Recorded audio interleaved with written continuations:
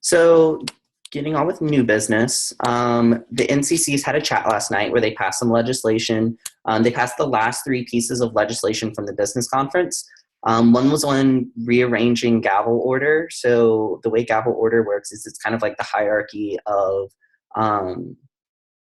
basically what it really comes to is whenever we don't have a host site for a conference, what's the order of asking host institutions if they can host that conference? At least that's the most pressing thing right now. And so what that piece of legislation did, it mainly affected the CO positions. So directorship is the regional director, the AD for NRHH, and then the ADAF. What the old order used to be was then, I believe, I think it was CORN after that, and then COMT, and then COPR. It was something, but the new order is going to be COPR, COMT, and then CORN. Nope, CORN, COMT. Yep. So basically, and the reasoning for that was that COPR does chair a boardroom, and so because of that, they should fall higher up in that kind of gavel order, because it is gavel order. The next piece of legislation covered mandatory policy review and bid removal clarification. So now mandatory policy review is going to be in the policy book under all the pieces of all the parts of policy that talk about award bids and positional bids. Like if you're bidding for something, it must be submitted for mandatory policy review. And it also changed the language where the RBD could automatically remove bids that had content outside of the criteria timeline. And so this piece of legislation changed that to where now the regional board can remove bids with content outside of the timeline only after the policy review. So if you submit your bid for policy review, the RBD tells you, hey, you have content out of the timeline, you need to change that, and then it does not get changed. Only then can the RBD remove the bid so that it doesn't get seen at the conference. So that's what that was about, and that passed. And then the last one was the CO for conference name change. So currently in our policy, the conference chairs are called COs for conference. But that's not really how we put things into practice in NEACURH. We just call them our conference chairs. And technically, on the NEACURH level, conference chairs are not considered coordinating officers. As a coordinating officer, there's a lot more NEACURH level things that we do. We attend CO chats. We do a whole bunch of other stuff that conference chairs aren't necessarily required to do. They can, but they aren't required to do all of those things like COs are. So the name change became to regional conference chairs as opposed to CO for conference. If you have any questions about those, you can always ask. There is a duck crossing tonight after this chat. It's on bridging the gap between RHA and NRHH. I highly suggest you all going if you are able. The chat code is right there, and we'll have a good discussion on how you can further those sort of relations between your RHA and your NRHH. Does anyone have any questions about new business, old business, anything at all?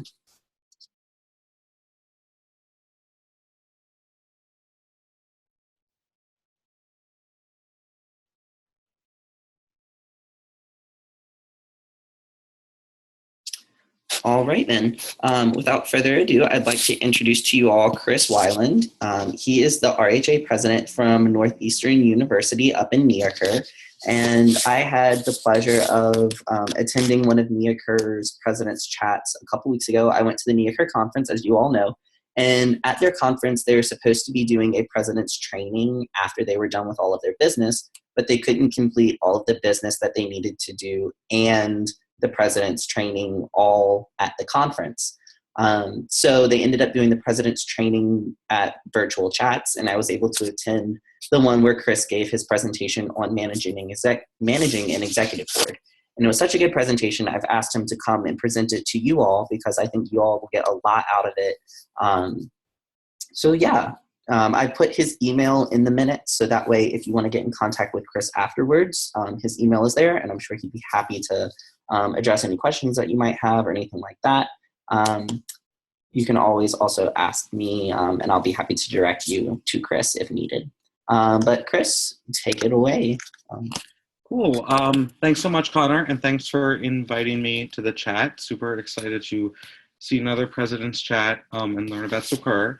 So I just dropped a link into the text chat box. I'm using a polling technology here, so I'm going to share my screen in a few seconds. But if you kind of unfull screen my screen and open up that link, you'll be able to participate in the polls that are going to happen throughout the chat tonight. But let me go ahead and pull that presentation up. Desktop. Okay.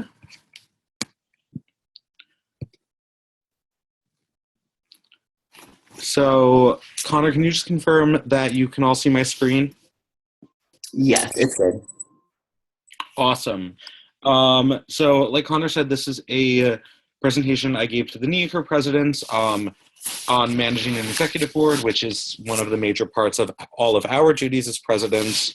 The entire philosophy of both this presentation and the approach I've taken on my campus this year is that our organization can best serve the community that we serve if I allocate a lot more of my time and energy towards empowering and developing and leading the rest of the members of my executive board than if I try to take on more individual or independent projects myself. And so this kind of content is what I use for myself when I'm working with an executive board member.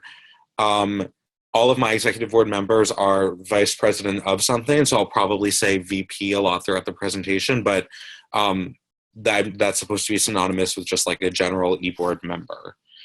But to start off, if you have that link open, if you could put in a couple of words what your role as a leader of your organization is.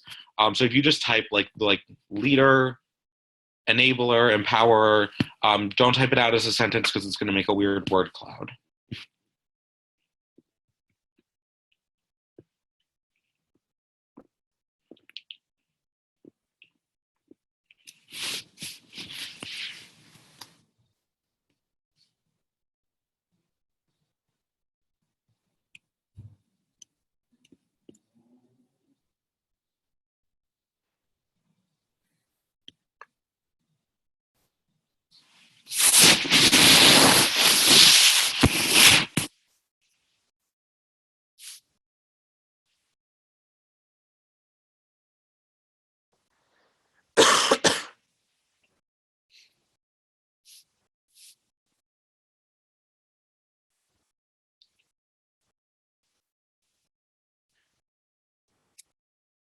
So yeah, we see a lot of words where, well, supporter is in there, but the idea of kind of support and cheerleader almost come to mind.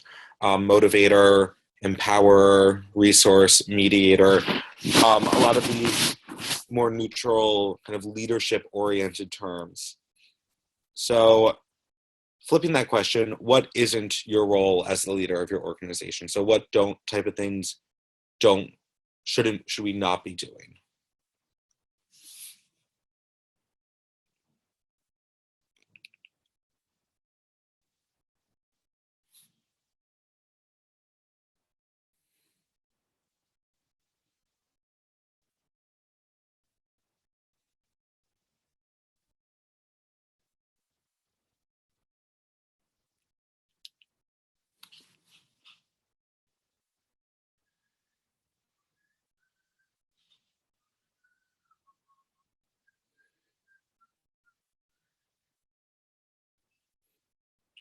So boss and dictator come out as the big ones here, and the rest kind of fall into line with that. Demand, power hungry, authority.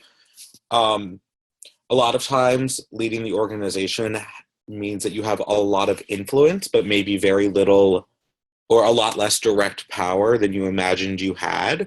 So while some executive boards are compensated, often we find that the compensation isn't high enough that people really feel like it's a job and people are very motivated to do it.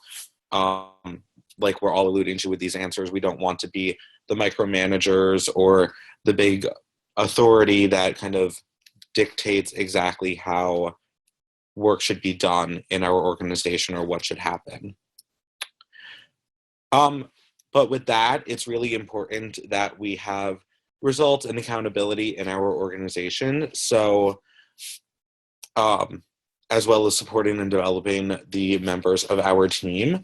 All of us as RHA presidents are really the voice of student leaders, of students who live on campus at our institutions.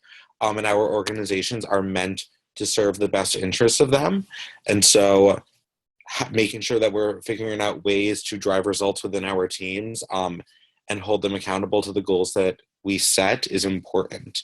As well as, again, making sure they feel comfortable, they feel empowered, and they're learning and growing as leaders as well, because this is supposed to be a growth experience. So something that I do with my executive board a lot is at each of our executive board meetings, we talk about the results we've gotten and the ones we're reaching for next. And so we try to stay really goal-oriented and really focused on what we want to be doing. But we try to create an environment where when things don't turn out exactly as planned, we're not holding up a scorecard and saying, why didn't you meet that metric? We're trying to understand and move forward to figure out what we can get done. So with support and development and accountability and results, the kind of tension that sometimes exists is balancing the two, because it can feel like it comes in conflict a lot. So I know when I was a vice president on my executive board last year, I really struggled with my president because I didn't feel like they were always super supportive of me when they were just trying to ask me what I had gotten done and what I was going to get done. And they weren't taking the time to recognize that I needed some self-care, or I needed to take a step back for a little bit. So some ways that I support and develop while holding people accountable, and a lot of you probably do as well, hold regular one-on-ones. So I meet with each of my vice presidents once every 3 weeks. We sit together for about an hour, and during that time we talk about the work they're doing, the projects they're working on, and we try and focus on both the wins and the successes they had, as well as the challenges that they're facing in those projects. So in terms of being kind of that coach and empower and cheerleader that we talked about before, helping them look at a problem and analyze it and find a solution is an activity that is very developmental and supportive, but also helps drive a result within your team. But the bulk of the one-on-one is really just to catch up individually and personally, because a lot of the times when we're in a meeting or we're at an event, we're really focused on making that meeting successful or making that event successful. And so taking the time to learn what's going on in each other's personal lives helps my team and I recognize each other as individuals who have multifaceted lives and not just silo into the area that we work on with each other frequently. The next one is to start with a standardized model and move towards a more individualized model. So I'll talk more about kind of the ways to individualize in a bit. But at the start of my term, my entire e-board got treated the exact same way in the way I managed them. And so I had a vice president who was a vice president with me last year, is one of my best friends, but got managed in the same exact way that someone who had no previous leadership roles or experience got managed. And that allowed me to benchmark where everyone was at a lot quicker, because I was able to compare what was working and what wasn't working with different people. And what I really learned with the friend who is one of my vice presidents is that she just needs someone to rant to a lot. Whereas the person who hadn't had a lot of leadership experience needs a lot of conflict resolution or conflict mediation support, because she's not used to having those kind of interpersonal conflicts that are common in leadership scenarios. Another way I've individualized is one of my executive board members is never shy to come to me with problems that she's having or issues that she needs help resolving. And so instead of making her do a every 3 weeks one-on-one check-in, I allow her to set the pace of those and book them as she feels necessary. Whereas one of the other VPs, I've moved up to once every 2 weeks because he doesn't tend to come forward with a lot of the issues he's facing, and it allows me to check in with him more live in real time than the rest of the team, which is what he needs. Setting team expectations and providing opportunities for realignment is also really important. So I'm sure a lot of us have set expectations and talked about how you all communicate best with each other and how you all work best with each other.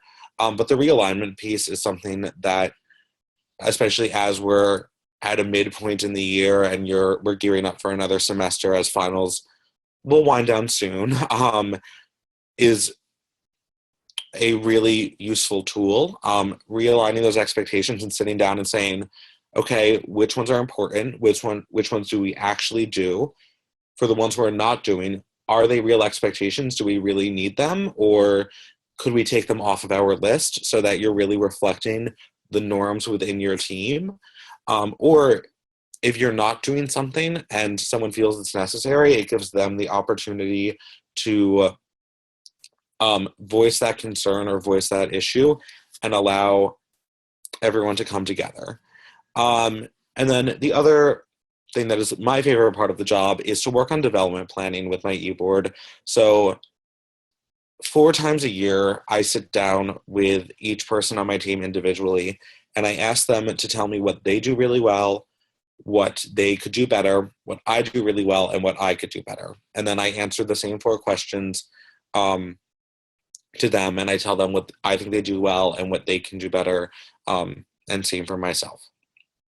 And then what we do is we jot down every single thing that's said, and then we compare our list to see what we agree on.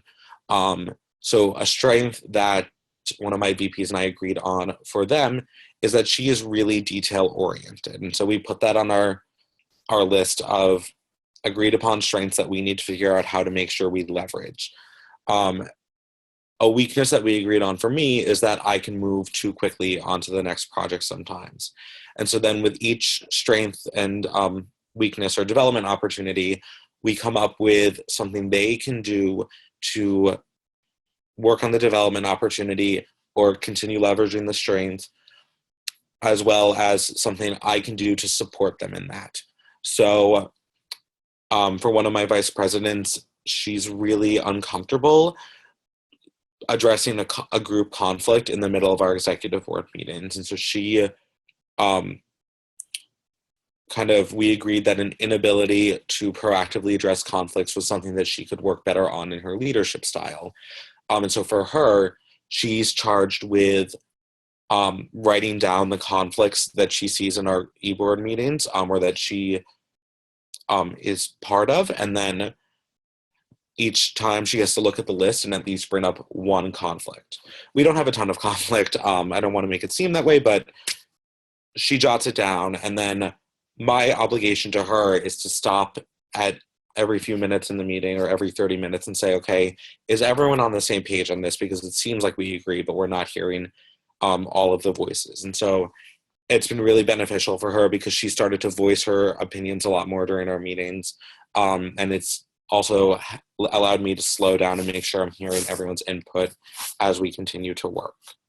And it's just as important with the strengths as the developmental opportunities. So the vice president of mine, who's really great with detail, we found out a few weeks ago that our organization is being audited by the university in the spring as part of a routine kind of audit cycle. And so because that only happens once every 7 to 10 years, no one is responsible for working on that process on our end. But because we as a executive board had identified that as a strength for her, we were really easily able to say, okay, Tiffany is going to lead us in a lot of these initiatives we need to undertake to prepare for the audit. So what other techniques do you all use with your executive boards? And what are you doing to support and develop them while holding them accountable to the results? I think this one's going to pop each one up individually so you can write more full sentences.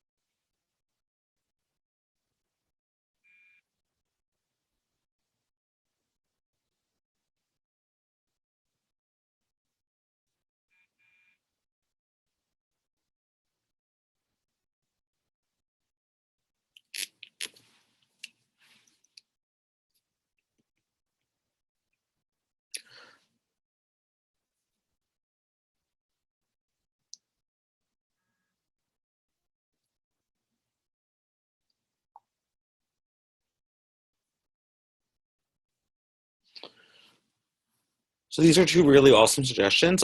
Recognition tools can be really, really powerful to help people stay motivated towards a goal.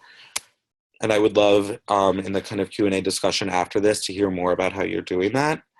And then following up and asking if there's anything you can do can be really great. I'm sure we all know that sometimes people have trouble asking for help when they need it, or they're nervous to ask for help. So you proactively reaching out and asking what you can do can be a really amazing tool. As well as evals, we distributed surveys to each of our committees as well as our entire general body to assess the leadership of each executive board member within their committee or the general body.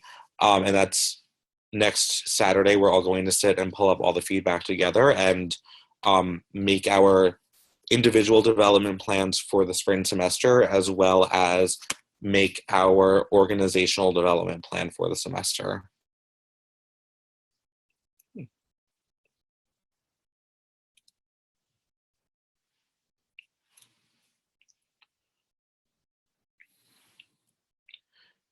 So in the interest of time, I'm going to move on. So something I touched on was leading others individually, and that's where I'll kind of take the second half of this presentation. Situational leadership is a model that was developed by two psychologists some years ago, but the model is based around 4 different types of leadership that you can use with members of your team. So again, determining where each of your executive board members is at, and then you would try to move them along this kind of continuum from the directing to coaching to supporting to delegating styles, because as they grow and develop as leaders, they're going to grow their competence and their abilities in their role as well as their confidence in their role. So if you have a vice president or an executive board member who's starting off in an area where they need to be directed, you can try to nudge them and coach that and move them to a coaching model. And I'll talk about each of the styles now. So in a directing style, that's where you as a leader would decide ultimately a course of action. So with a directing style, it's often someone who doesn't have the right set of skills or a full set of skills to approach the project and do it in the right level quality that you need. And they also might not have the confidence to tackle the project. So this could be a brand new e-board member or someone who's really young in your organization that's taking on their first project, or someone who normally plans events for your organization but wants to take on an advocacy project. And what they really need from you is some clear guidance. And so I know in that slide on what our roles as presidents isn't, there was a lot of boss, direction, authority words. And so the word directing might seem a little inappropriate to what we've talked about our roles being, but it really just means providing a clear set and foundation of guidance. To transition this person to the next style, you could spend a lot of time having those one-on-one conversations with them, asking them what they learned, asking them what they feel strong in, what they feel they need more exposure to help them find projects that are going to help broaden or deepen their skill set depending on what they need. The next quadrant is the coaching style. So that's when you would reflect and talk about the different options with them, but ultimately you as the leader or president would provide a clear path of guidance. So this is most common when someone is somewhat competent. They have, some or most of the skills necessary, but they're missing some key parts. And they're still pretty non-confident in their abilities. Talking about the options and asking them some probing or critical questions might help them think through it more thoroughly, which will help build both their confidence and their knowledge base. And then to move them on to a supporting segment, you would really want to start turning those conversations where you talk about your different options before deciding on a course of action, and making sure that you're spending most of the time asking them questions and letting them talk. Because in a supporting model, you would talk about it with the person who's leading a project or initiative, and then let them decide what the outcome is. So this is where you would really let them talk their options with you, try to get them to ask you questions they think they haven't considered, or ask you to think about things they might not have considered. So, for example, I have one of my event planners who is really, really creative, but a development area for her is knowing the due diligence that needs to happen logistically on each of her events. And so she'll come with all of these really great ideas for her events, and then I try to ask her some questions on and guide her towards the logistical pieces that I think aren't fully fleshed out. But at the end of the day, when we leave the conversation, she goes and she owns and makes the decision. So this is when people are a lot more confident. They have a lot of skills. They're very capable, but they're mixed confidence. So with that vice president, she believes in her ideas and she's ready to go for them. Sorry, wrong quadrant. She has the skills, but she's a little shaky on the confidence sometimes. And then finally is delegating. And so that's when you let them decide and you let them own it. So another person on my executive board, the friend who had served on the executive board with me last year, knows how to do their role, is ready to go. I generally let them take on their projects and come to me when they need something. So rather than reaching out and pulling them in to engage, except for those formal and scheduled check-ins, they make the decisions. I trust them to make their decisions wisely and think through everything, because that's someone who is both really competent and really confident. And so as you move people along this continuum, what you'll notice is your role will become a lot more of a cheerleader and support person than a decision maker or guidance person. And it will probably give you time to take on more people to coach or take on more projects, depending on where your interests lie. So just to kind of get the juices flowing, you can put in any one of these letters, but where do you think your executive board is at? What quadrant are they most likely in right now?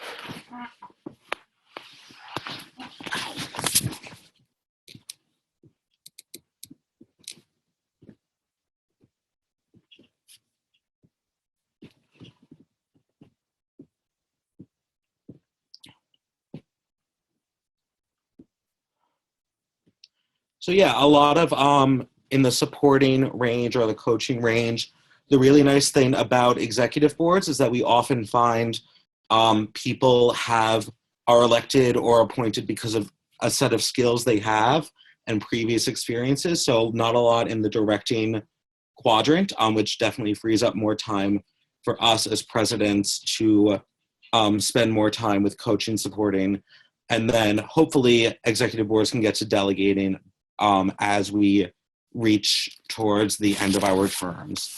That also, getting them to that delegating spot allows them to understand how to lead others more, because once they're delegating and they're making those decisions, they'll gain a lot more confidence and be able to provide leadership to others. And so whoever might replace you as president next year, you really want to try and get them to that delegating quadrant as soon as possible to make sure that they're able to coach others when the time comes.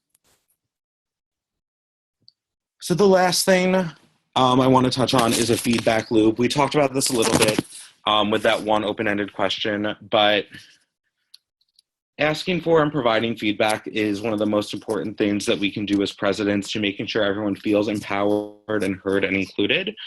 So proactively reaching out to people, asking them to give you feedback first and then saying, is it okay if I give you feedback, is often a good tool to make people a bit more receptive to what you're saying, especially if the feedback is constructive, as well as engaging in a culture of continuous improvement. So living in the idea that our organizations can always do better and always keep growing. The danger there is that you don't want to always be putting down where you're at. You want to be the cheerleader and celebrate the great things you're doing, but continue to look forward as a team. Something our team has found really helpful is a 72-hour rule for conflict management. So basically, if someone on my team has a problem with someone else, they have 72 hours to either bring it up to that person appropriately or to work with me or our advisor on how to appropriately address it to them. And after the 72 hours, if they decide to not bring it up, we ask them to own that they are deciding not to open the feedback loop and move on. Because after a certain period of time, we believe that what's done is done, and it's not going to be effective or efficient to address really stale conflicts or hold on to them anymore. And then, like what we talked about earlier, conducting a formal feedback and assessment process, whether that's sending out surveys to your members, sitting down one-on-one with each of your e-board members to talk about what's going well and what could go better, talking to your advisors, or any other type of assessment tools that you use. Just making sure you're doing some type of formal feedback process throughout the year to make sure you're hearing as many perspectives as you can. So that's all I have. I'm going to unshare my screen now, and I don't know if we have time for questions, Connor? Yeah, we have some time. So, okay. So if you want to put an X in the chat, if you have any questions for Chris or for myself, go ahead and ask those at this time.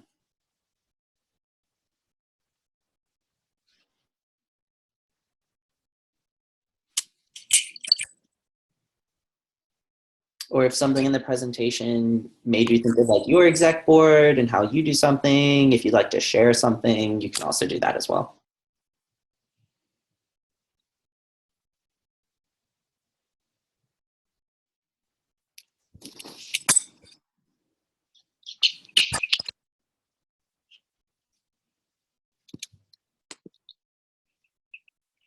Yeah, Rachel. Okay, so I guess I really just had more of like I would want your advice or suggestion on this. RHA is just now starting out, and so our executive board right now is about 7 people, and so we're pretty small, but I mean, they're all people that I know really well already. We're already friends, but a lot of it is, you know, they don't understand this new vision that we have for RHA and where we see our RHA going. And so it's kind of difficult for that whole directing and coaching stage for me right now, because I feel like so much of it I'm doing just because I'm the only one who has the information, and I'm trying to relay it to them the best that I can. But there's so much directing and so much coaching going on. So, I mean, I guess I would just want to know what your advice or your suggestion would be for that. So something that we do that tends to work pretty well for us is we find that by this point in the year, with each of the e-board members running their own projects, we aren't always necessarily on the most cohesive vision. And so we have a 7-person board as well. The 7 of us sit down for a full day and do a mid-year retreat. We also do one at the start of our terms over the summer as well for a weekend. And we really hammer out and discuss the vision together.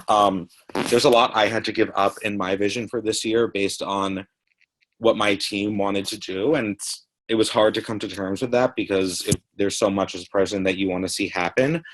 But I would say trying to get everyone in the same room and talk about it until everyone really has a clear understanding is a good first step. From there, setting small and very actionable tasks, if you can, is also useful. So with one of my vice presidents, when they were in very much a directing stage, My error at first is I would say, okay, I need you to make sure that you plan this program by July 30th. And she didn't know what that meant. And I didn't realize for a while that for her, planning the program just meant doing the poster, coming up with the ideas, and putting in the financial request, not, ordering it, printing out the poster, everything like that. And so we collaborated on a to-do list together. Anytime you can sit with someone and have them give themselves action items and deadlines can be really effective. And then adding on top of that, people are generally open to that input and feedback.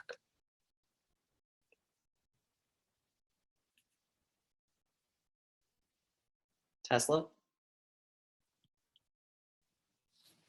So I don't really have a question, but I did want to say I really liked your presentation.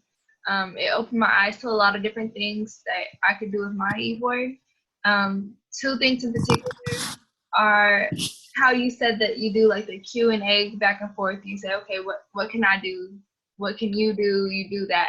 I like that. And I also like how you have that 72-hour rule, because sometimes they like to get into whatever they want to get into outside of RHA, and then whenever it's time to come to RHA and they need to be a team, they're like, well, no, you have to come back and be a team. That's what we are. Whatever y'all have going on out there, come here and forget about it. And I just love that. Something my team and I had to talk about was the difference between our RHA relationships and our personal relationships. And so we talk about how we have two distinct relationships with each person on our team. So my best friend is one of my vice presidents, and we had to we sat down and talked for about an hour when we started this year about how we were going to manage our friendship and maybe our desire to kind of rant or vent to each other, with the fact that there were things going on our team that I might not always tell her because of respecting the privacy of our other e-board members, or sometimes when she wanted to vent and just vent to me, and she didn't want me to approach it from a problem-solving standpoint and to just hear her venting. So if you're having those issues, sometimes you can remind people of that as well.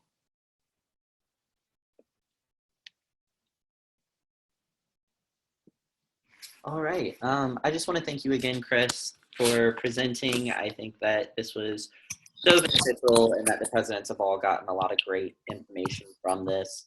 One thing that I really hope that you all really take away from this is, and one of my favorite parts of it, is that situational leadership model. To know that you as a president have to be dynamic enough to be able to change kind of your leadership style depending upon where your exec members are at in their leadership. So understanding that some of them may need a little more confidence building and support and coaching and directing, and that others, you can just kind of let them go and they really got it. And that you do eventually want to work with people to get them to where you can just delegate things and they can take care of it. That's kind of the ideal where everyone wants to get to, but realizing that not everyone is there yet. And so you need to kind of work with some people and figure out where they are in their leadership journey and how you can help get them to where they need to be, figuring out where you are and how you can get to where you need to be, and really utilizing your advisors and letting them help you with that as well.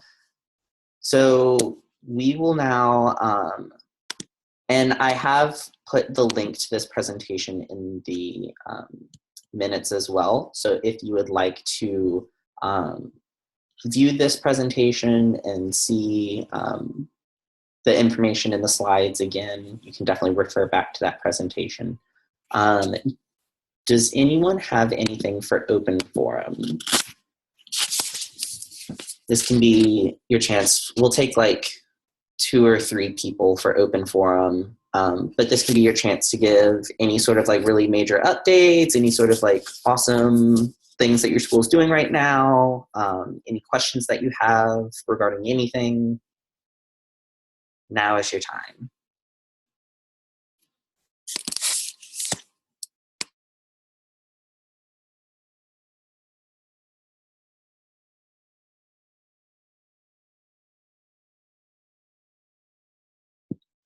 All right, Nick.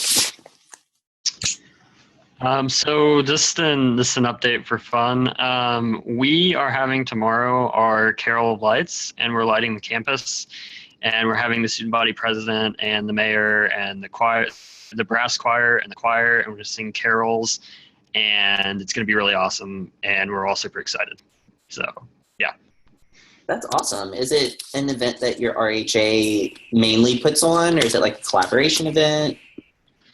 It's put on primarily by our RHA, but we work with a pretty good portion of the campus on it. And we actually, as far as collaboration events, we're in the process of planning 3 for next semester right now, which are pretty cool. I was just talking and starting to plan one today. We're actually going to try and bring Harlan Cohen to campus in the spring, and he's going to give a whole like day of presentation stuff, and it should be really cool. So, yeah. But for Carol of Lights, it's mainly an RHA thing. It's a pretty long-standing tradition that we've done. So we're just kind of continuing it this year, and we're also ramping it up a little bit. So, yeah, it's cool stuff. That's awesome. Thank you for that, and I hope it goes well. Tesla. One day, TJC RHA inspires to be like West Texas. Okay. Right now, actually yesterday was our last meeting of the semester.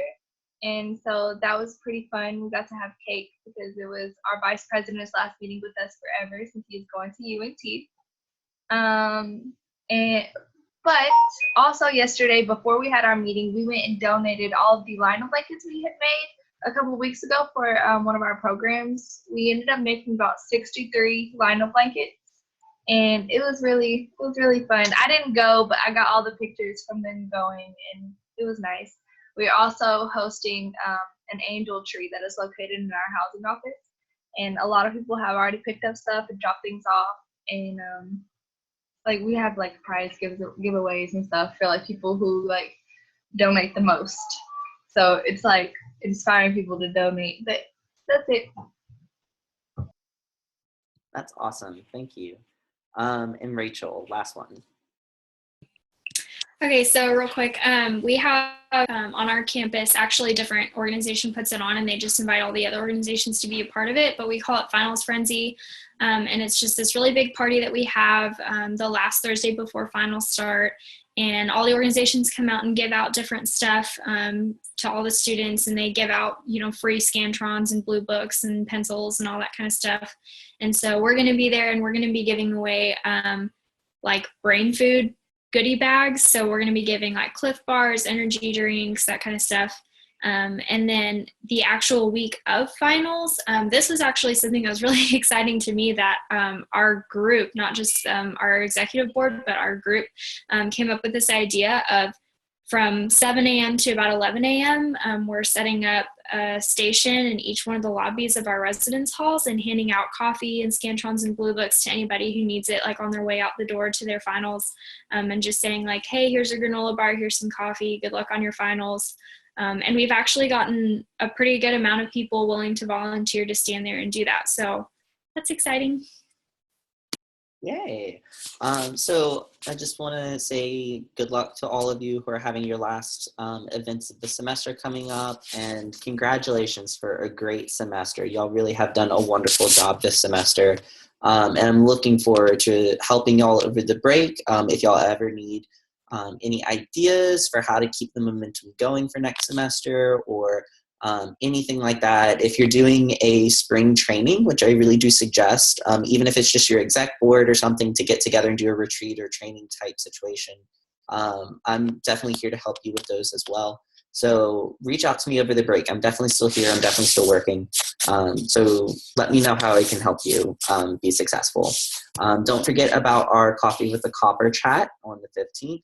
And please go attend the duck crossing on bridging the gap between RHA and NRHH. But with that, we will adjourn at 8:56, and I will stay on for a couple minutes if you need to ask me any questions. Okay, but y'all have a good night.